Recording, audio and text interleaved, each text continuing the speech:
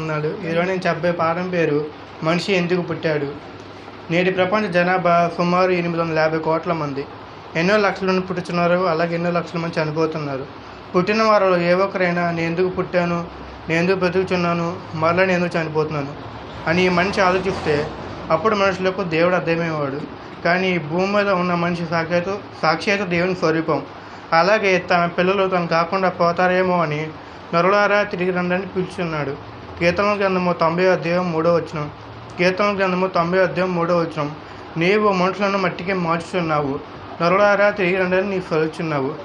దేవుడు మనం కావాలని కోరుకొని తన పిల్లలుగా తన కొరకు ఈ భూమి మీద ఉన్నంతకాలం దేవునికి మహిమ తేవాలని తన కుమారుణ్ణి ఈ భూమి మీద పంపించి దేవుడిని ఆనందపరిచే విధంగా జీవించాలని ఆయన మనకు మార్గదర్శిగా ఉన్నాడు.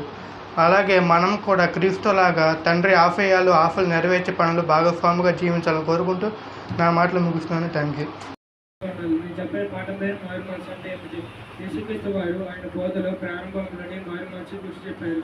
మారు మనసు అంటే మనసు మార్చుకోవడం అంటే గురుకులకు ఈ తరం వారికి వేరే బ్రతకడం మారు మనసు అనగా ఈ లోకంలో అన్నిలు ఆచారాలు మనుషు కల్పించే పట్టాలు కానీ పాటించకూడదు. యేసుక్రీస్తు వారు చెప్పిన మాట నడుచుకోవడమే మారు మనసు. Thank you.